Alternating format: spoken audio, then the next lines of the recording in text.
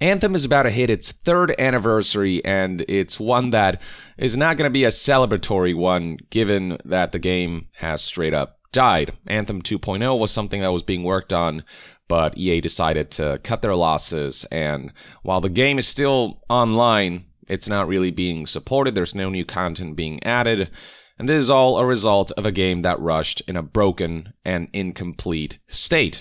And much of the development troubles behind this title was detailed by Jason Schreier's investigative report published on news outlet Kotaku, the article titled How Bioware's Anthem Went Wrong. It detailed in-office politics paired with poor management, paired with a lack of strong decision makers and a lack of a strong vision that led to this game the development of this game kind of chugging along before towards the last year and a half. That's when they finally actually started building the game. But before then, a wide variety of ideas that got scrapped, and this game got overhauled and rebooted too many times, and it just wasn't going anywhere until Mark Darrah stepped in as a producer, though by then that development pipeline had been clogged so much that there was really no salvaging it. Sure, they managed to get something out, but that something died pretty quickly. A big contributor to the woes behind Anthem's development has to do with an attitude called Bioware magic, as it's known internally within the studio, and Jason Schreier's article here, published on April of 2019, just 2 months after the launch of Anthem, describes this Bioware magic term as follows. Within the studio, there is a term called Bioware magic. It's a belief that no matter how rough a game's production might be, things will always come together in the final months. The game will always coalesce. It happened on the Mass Effect trilogy, on Dragon Age Origins, and on Inquisition. Veteran Bioware developers like to refer to production as a hockey stick. It's flat for a while, and then it suddenly jolts upward. Even when a project feels like a complete disaster, there is a belief that with enough hard work and enough difficult crunch, it'll all come together. It has become clear to current and former Bioware employees that this attitude is no longer working. After what happened with Mass Effect Andromeda and Anthem, just the L's that Bioware has been taking in recent years, yeah, that's hopefully abundantly clear by now. Bioware magic is just such an egotistical idea that says we are so good that we don't need to improve our development process or mitigate crunch because things will work out in the end regardless of how rough the road is. Which finally brings us to today's story, where none other than former Bioware producer Mark Darrah posted a video on YouTube in which he addressed the whole Bioware magic term and ideology that he said is just a really crap process. This is the video in question, and it's refreshing how candid Mark Darrah is being here. It feels like he's been unshackled by whatever contractual obligations he had with EA and Bioware, where he wasn't really allowed to speak out all that much, not publicly at least. I'm not going to go through the whole 7-minute video, but I did write down some notes on some key points that he addressed. And he begins by admitting how every time Jim Stephanie Sterling says, "Bioware magic," in that voice, I don't know if that was accurate, but you get the idea. He says it's a needle to his ear, not because of the voice that Stephanie Sterling uses or because he disagrees with the criticism, but because the criticisms surrounding Bioware magic are so on point. He expressed how he thought that term was stamped out, but he also believes that the term was probably used at least once throughout Anthem's development, given how that went. And then he went on to explain what Bioware magic is, and he began by showing this graph right here, showing a major spike sort of more towards the latter end of a development cycle. Things are kind of progressing at this rate, and then they have a release date to meet. All of these systems are coming together, and now the game really kicks into full gear, and then you see this big spike in the amount of work that employees and developers and staff and workers need to do on the game, and the amount of productivity that needs to be output within that time frame, and that is what tends to lead to crunch, that big spike that happens all of a sudden. And this is what Mark Darrah referred to as the hockey stick. Indeed, it's shaped aptly so, which is exactly the term that Kotaku's article referred to here. Veteran Bioware developers like to refer to production as a hockey stick. And Mark Darrah comes out here to straight up say bluntly that this is a really crappy way of doing things. How Bioware Magic is essentially a process where things come together really late, when things get a lot better really late, instead of a more gradual curve or a shape that's more linear in the rate at which the productivity of the game's development progresses. Kind of walks us through that in the video, where he uses an arrow to have it move, and then it gets this pivotal point. Pre-production stops, ideas are finally more solidified, and they have to go full gear on those ideas, and things start to come together. And a big part of the struggle is being able to determine when this point right here is going to come, when this climb is going to begin to happen. A proper development process would strive to mitigate that as much as possible, again, to make that curve less of a huge spike upwards and more of a gradual, continuous upwards kind of climb that doesn't, become so untenable that production pipelines become hugely clogged, as they did with Anthem. Mark Darrah also notes how with this Bioware Magic process where things come together really late,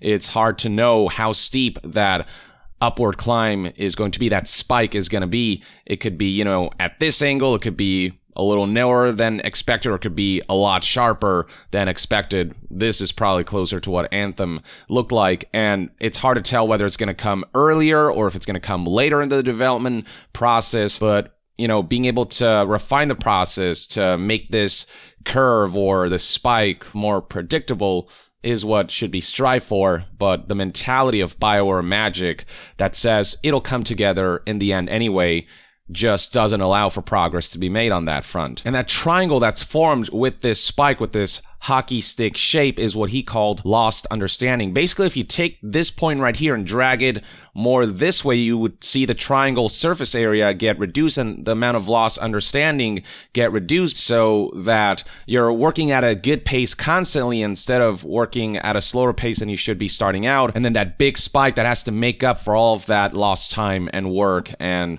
the lack of productivity that has led to more work to pile up. And Mark Darrah here, former producer of Bioware, straight up criticizes this mentality. You can see right here on the video itself, one of the chapters is called Terrible, referring to the whole idea of Bioware Magic. And then if we go to here, he just straight up calls it out very bluntly. What is Bioware Magic? Bioware Magic is shit process. It's putting a name on something that's saying, don't worry, don't freak out, because we know that at a future date, it's all gonna get faster and it's all gonna work out. But the reality is that working out, that's where crunch comes from. And that's where delayed games come from, because you can't predict with a hockey stick. You don't know where the pivot point is. You don't know what the angle is. There's no predictability there at all. So you're making it up by delays and crunch time. Bioware Magic is bullshit. At least Bioware Magic that is used in that way. I'll say again, it is refreshing to hear a developer of such standing, former producer at Bioware, one of the higher-ups at Bioware before he left. It's refreshing to hear someone like this, like Mark Darrah, come out and say, all right, this process is bad, Anthem's process was bad, and just taking some form of either accountability or at least pointing out the flaws and mistakes and trying to point out what needs to be pointed out so that progress can be made. Instead of, being stubborn, he's actually coming out and just giving it to us straight, which I feel like there isn't enough of. This kind of direct, blunt, and more truthful and more genuine feeling kind of communication that doesn't feel like it's trying to hide stuff under the rug. And he points out, and this is absolutely true, that it's not just BioWare who engages in this style of development and with this mentality of development. He specifically called out CD Projekt with what happened with Cyberpunk 2077. That development process was likely very much a hockey stick with a big steep climb towards the end, as well as perpetual crunch that's been reported on a number of times. Mark Darrah brought up a term called completion urgency that